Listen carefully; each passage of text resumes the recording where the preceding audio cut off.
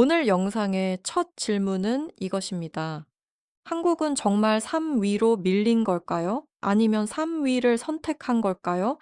밀라노 아이스케이팅 아레나, 경기장은 숨이 막힐 듯한 열기로 가득 차 있었습니다.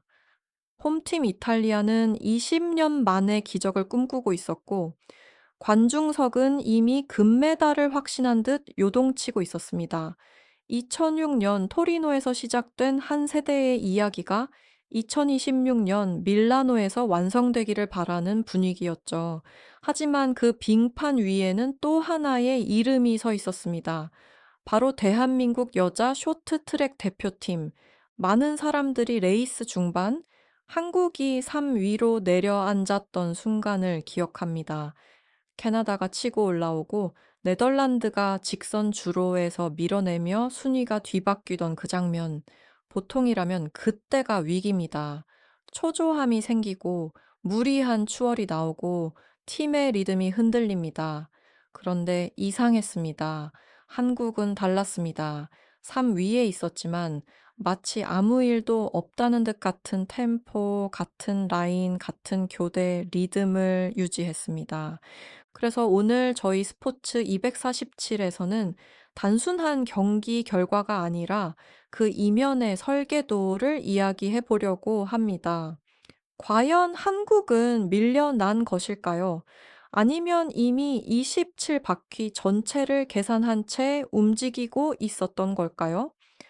라커룸에서 이탈리아 베테랑 선수가 했다는 말이 있습니다. 한국의 레이스 운영을 조심하라. 초반에 절대 무리하지 않는다. 마지막 두 바퀴에서 폭발한다. 20년 동안 한국과 싸워온 선수라면 체득할 수밖에 없는 공식입니다. 한국은 앞에서 달릴 때보다 뒤에 있을 때 더 위험합니다. 앞선 팀들이 서로를 견제하며 체력을 소모하는 동안 한국은 리듬을 잃지 않고 에너지를 비축합니다. 그리고 결정적인 순간 단 한 번의 가속으로 판도를 뒤집습니다. 밀라노 결승에서도 그 공식은 그대로 재현되는 듯 보였습니다. 최민정이 선두를 잡아 초반 기조를 만들고 중반 구간에서 일부러 무리하지 않는 운영, 캐나다와 네덜란드가 속도를 끌어올릴 때도 한국은 페이스를 바꾸지 않았습니다. 교대 터치의 타이밍은 정확했고 코너 라인은 한치의 흔들림도 없었습니다. 이 장면을 본 한 유럽 해설자는 이렇게 말했습니다. 한국은 지금 순위를 달리는 게 아니라 시간을 계산하고 있다. 정말 그랬을까요? 3위는 위기가 아니라 전략이었을까요? 그렇다면 그 전략의 끝에는 누가 서 있었을까요? 바로 김길리. 하지만 그녀가 등장하기 전까지 한국은 이미 레이스의 틀을 완성해 놓고 있었습니다. 오늘 영상에서는 그 27바퀴의 흐름을 하나하나 해부해 보겠습니다. 단순한 금메달이 아니라 세대가 바뀌어도 유지되는 한국 쇼트트랙의 전술 DNA, 그리고 마지막 두 바퀴에서 벌어진 불가능해 보였던 인코스 추월의 진짜 의미까지 말이죠. 여러분은 어떻게 보셨나요? 한국은 운 좋게 기회를 잡은 걸까요? 아니면 처음부터 결말을 알고 달린 걸까요? 댓글로 여러분의 생각을 남겨주세요. 영상이 흥미로우셨다면 좋아요와 구독, 그리고 알림 설정까지 부탁드립니다. 여러분의 한 번의 클릭이 스포츠 247이 더 깊이 있는 분석을 이어가는 큰 힘이 됩니다. 자, 이제 밀라노의 그 밤으로 다시 들어가 보겠습니다. 진짜 이야기는 지금부터 시작입니다. 자, 이제 본격적으로 레이스의 흐름을 따라가 보겠습니다. 출발 신호와 함께 한국의 첫 번째 주자 최민정이 선두를 잡았습니다. 평창과 베이징에서 이미 증명된 1500m 금메달 리스트. 그녀의 스케이팅은 언제나 낭비가 없습니다. 스트로크 하나, 엣지 하나에도 계산이 담겨 있죠. 초반 선두 장악은 단순한 기세 싸움이 아니라 레이스의 기준 속도를 설정하는 작업입니다. 쉽게 말해, 오늘 경기는 이 리듬으로 간다는 선언과도 같았습니다. 하지만 25바퀴를 남기고 캐나다가 선두를 가져갑니다. 이어 20바퀴를 남기고 네덜란드가 직선 주로에서 파고들며 한국은 3위로 밀립니다. 이 순간이 오늘 이야기의 핵심입니다. 보통 계주에서 3위는 가장 불안한 자리입니다. 앞에 두 팀이 속도를 올리면 간격이 벌어질 위험이 있고, 그렇다고 무리하게 추월을 시도하면 체력 소모가 큽니다. 그래서 대부분의 팀은 이 구간에서 조급함을 보입니다. 코너에서 라인을 깊게 파거나 직선에서 불필요하게 가속을 시도하죠. 그런데 한국은 전혀 달랐습니다. 네, 터치 타이밍은 여전히 일정했고 교대 순간의 속도 손실이 거의 없었습니다. 무엇보다 코너 라인이 바뀌지 않았습니다. 앞선 팀들이 약간씩 바깥으로 밀릴 때도 한국은 안정적인 인코스 근처를 유지했습니다. 마치 3위라는 숫자가 중요하지 않다는 듯이 말이죠. 여기서 하나의 가설이 등장합니다. 한국은 정말로 밀린 걸까요? 아니면은 일부러 3위의 포지션을 활용하고 있었던 걸까요? 3위에는 장점이 있습니다. 앞선 두 팀이 서로를 견제하면서 자연스럽게 체력을 소모합니다. 특히 캐나다와 네덜란드는 모두 공격적인 레이스 스타일을 가지고 있습니다. 선두를 잡으면 속도를 올려 상대를 흔드는 전략을 선호하죠. 반면은 한국은 후반 폭발형 구조입니다. 초반과 중반에 불필요한 가속을 하지 않고 마지막 세 바퀴에서 5바퀴에 에너지를 집중합니다. 한 유럽 분석가는 이렇게 말했습니다. 한국은 3위를 달리면서 레이스를 잃은 게 아니라 오히려 레이스를 통제하고 있었다. 실제로 교대 구간을 보면 그 의도가 더 분명해집니다. 노도희는 중간 구간에서 무리하지 않았고 심석희는 터치 순간마다 강한 푸시를 통해 다음 주자에게 초기 가속을 실어주었습니다. 이 푸시는 단순한 교대가 아니라 후반부를 위한 체력 분배 설계였습니다. 특히 15바퀴 전후 구간에서 한국은 한 번도 무리한 추월을 시도하지 않았습니다. 대신 일정한 리듬을 유지하며 앞선 두 팀의 움직임을 지켜봤습니다.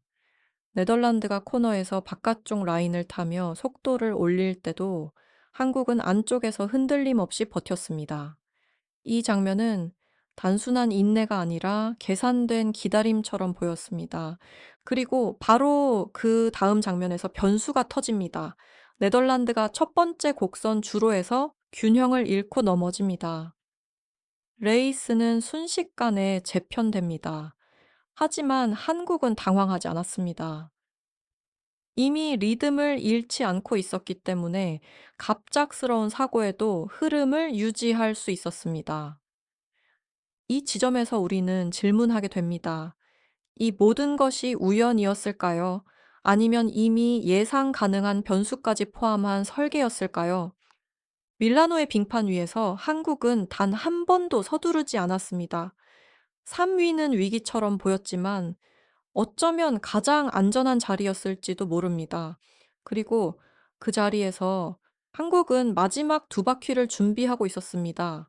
진짜 폭발은 아직 시작되지 않았습니다. 이제 레이스의 전환점으로 들어가 보겠습니다. 연료 16바퀴를 남긴 순간 밀라노의 빙판 위에서 판도가 뒤집힙니다. 선두를 달리던 네덜란드가 첫 번째 곡선 주로에서 균형을 잃고 넘어집니다. 디펜딩 챔피언이 순식간에 레이스에서 이탈하는 장면, 관중석에서는 탄식이 터져 나왔고, 앞에서 달리던 캐나다와 이탈리아도 순간적으로 라인을 수정해야 했습니다. 그리고 바로 그 뒤에 있던 한국, 이 장면이 중요합니다. 보통 이런 사고가 나면 뒤따르던 팀은 두 가지 중 하나입니다. 급하게 피하다가 리듬을 잃거나 속도를 크게 줄이며 간격이 벌어집니다. 그런데 최민정은 달랐습니다. 넘어지는 네덜란드 선수와 거의 접촉할 뻔한 상황에서 왼발 엣지로 중심을 버티며 균형을 잡았습니다. 그리고 그 즉시 오른발로 강한 푸시를 넣어 속도를 회복했습니다. 이것은 단순한 기술이 아닙니다. 4번의 올림픽을 치른 경험이 만든 반사적 판단이었습니다.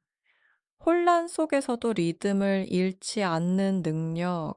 바로 이 지점이 한국이 무너지지 않는 이유입니다. 네덜란드가 빠지면서 캐나다가 선두, 이탈리아가 2위, 한국이 3위로 재편됩니다.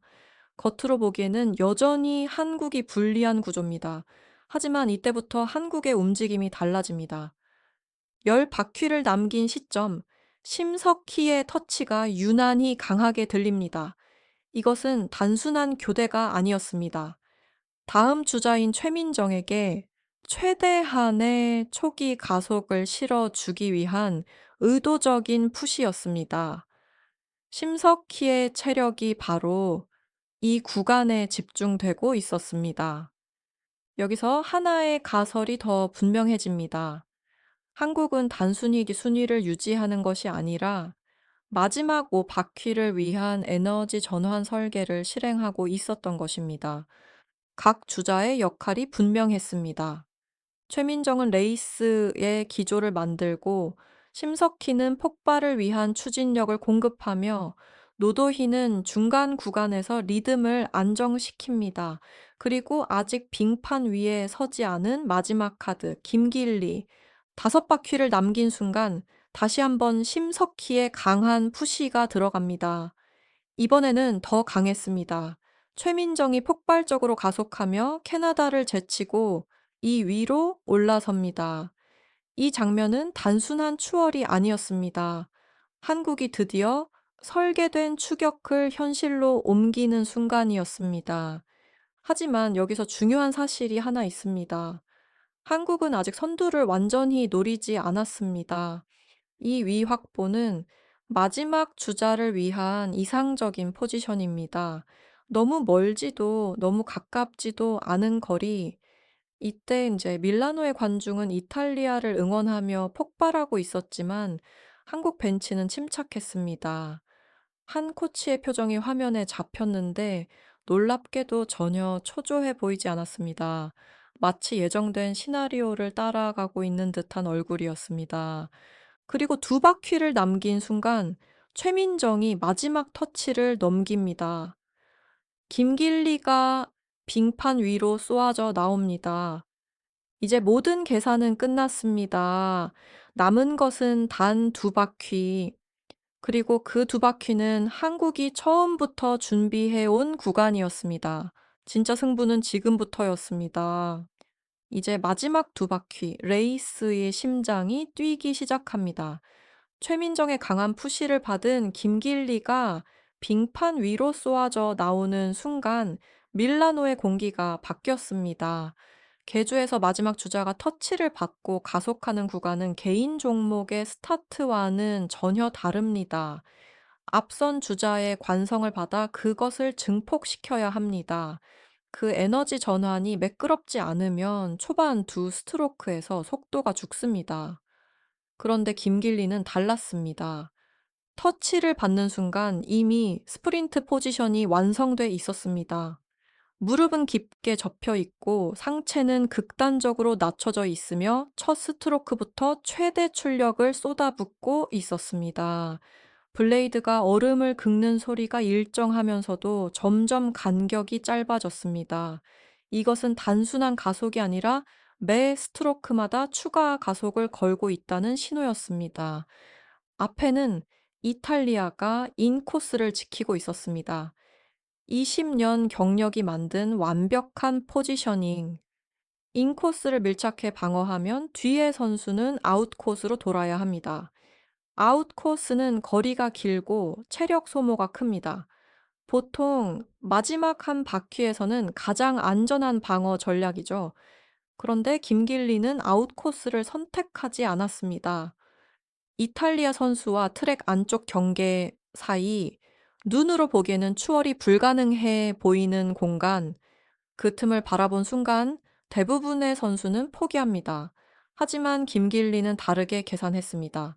여기서 중요한 개념이 등장합니다. 김길리는 공간을 찾는 선수가 아니라 공간을 만들어내는 선수라는 점입니다. 극도로 낮은 자세로 신체 폭을 최소화하고 블레이드 각도를 조정해 인코스 라인을 비집고 들어갑니다. 직선주로 한가운데에서 인코스를 파고드는 선택은 매우 위험합니다. 접촉이 발생하면 실격 가능성도 있고 균형을 잃으면 그대로 레이스가 끝납니다. 하지만 김길리는 망설임이 없었습니다. 왼발 블레이드가 인코스 안쪽으로 깊숙이 들어가고 어깨가 이탈리아 선수의 옆선을 스치듯 지나갑니다. 반발, 한 발 간격이 벌어지기 시작합니다. 관중석의 함성이 순간적으로 멈춘 듯 느껴졌습니다. 이탈리아는 즉시 아웃코스로 재추월을 시도합니다. 경험 많은 선수라면 당연히 선택하는 대응입니다. 하지만 이미 늦었습니다. 김길리는 선두를 잡은 뒤 인코스 방어 라인을 완벽하게 봉쇄했습니다. 코너에서 한치의 흔들림도 없이 가장 짧은 궤적을 유지합니다. 여기서 한국 쇼트트랙의 전술 DNA가 드러납니다. 추월 기술과 방어 기술이 하나의 설계 안에서 움직입니다. 인코스로 들어갈 때의 예지 각도, 코너에서의 중심 이동, 그리고 직선 주로에서의 리듬 유지, 모든 것이 훈련된 패턴처럼 이어졌습니다. 마지막 코너를 돌며 김길리는 속도를 한 번 더 끌어올립니다. 체력이 바닥난 상황에서도 블레이드의 반발력을 끝까지 활용합니다. 그리고 결승선. 가장 먼저 통과한 것은 대한민국 4분 4초 114. 이탈리아는 전력을 다하여 밀어냈지만 김길리의 마지막 스트로크를 따라잡지 못했습니다. 비디오 판독이 진행되는 짧은 시간 경기장은 숨을 죽였습니다. 그러나 결과는 바뀌지 않았습니다. 대한민국 금메달, 이 두 바퀴는 단순한 스피드 경쟁이 아니었습니다. 27바퀴 전체를 설계한 전략의 완성 구간이었습니다. 그리고 그 설계의 마지막 화살표 끝에 김길리가 서 있었습니다. 하지만 이 승리는 한 사람의 폭발력만으로 설명할 수 없습니다. 진짜 이야기는 그 뒤에 있습니다. 이제 마지막으로 이 레이스의 전체 그림을 다시 한번 정리해 보겠습니다. 밀라노의 금메달은 단순히 마지막 두 바퀴의 기적이 아니었습니다. 27바퀴 전체가 하나의 설계도처럼 맞물린 결과였습니다. 최민정은 초반에 선두를 잡으며 레이스의 기준 속도를 설정했습니다. 그 역할은 단순한 기세 싸움이 아니라 전체 흐름을 통제하는 작업이었습니다. 이후 캐나다와 네덜란드가 치고 나갔을 때도 한국은 리듬을 잃지 않았습니다. 노도희는 중간 구간에서 체력을 안정적으로 분배하며 팀의 균형을 유지했고, 심석희는 두 차례의 강력한 푸시로 추격의 동력을 공급했습니다. 그리고 마지막에 김길리, 21살 생애 첫 올림픽, 이틀 전 1000m에서 동메달을 따고 눈물을 흘리던 선수가 48시간 뒤 계주의 마지막 주자로 금메달을 완성했습니다. 이 짧은 시간 안에 멘탈을 리셋하고 가장 부담이 큰 마지막 두 바퀴를 책임지는 것은 단순한 재능으로 설명되지 않습니다. 여기서 우리는 한 가지 질문을 던지게 됩니다. 이 승리는 김길리 개인의 폭발력일까요? 아니면 세대가 바뀌어도 유지되는 한국 쇼트트랙의 시스템일까요? 한국은 30년 넘게 세계 정상에서 경쟁해 왔습니다. 선수는 바뀌었지만 전술 DNA는 사라지지 않았습니다. 인코스 중심의 레이스 설계, 후반 집중형 체력 운용, 팀 단위 에너지 분배. 이번 결승에서도 그 공식은 그대로 작동했습니다. 특히 인상적인 부분은 세대의 연결입니다. 최민정의 경험, 심석희의 파워, 노도희의 안정감, 그리고 김길리의 폭발력. 네 명의 능력이 각각 따로 존재한 것이 아니라 하나의 전략 안에서 조합되었습니다. 결국 이탈리아가 진 것은 단순히 스피드에서 밀려서가 아니었습니다. 한국이 만든 설계된 레이스에 당한 것이었습니다. 그리고 더 무서운 사실은 이것입니다. 김길리는 이제 시작이라는 점입니다. 21살의 마지막 주자가 보여준 인코스 추월은 우연이 아닙니다. 이미 1000m 결승에서 같은 패턴을 보여줬고, 이번 계주에서도 반복했습니다. 이것은 개인의 감각을 넘어 시스템이 다음 세대에게 완전히 이식되었다는 신호일지도 모릅니다. 밀라노의 금메달은 한 경기의 결과가 아니라 세대 교체의 선언처럼 보입니다. 여러분은 어떻게 생각하시나요? 한국 쇼트트랙은 또 한 번 새로운 시대를 연 걸까요? 그리고 김길리는 그 시대의 중심이 될 수 있을까요? 댓글로 여러분의 생각을 남겨주세요. 오늘 영상이 흥미로우셨다면 좋아요와 구독, 알림 설정까지 부탁드립니다.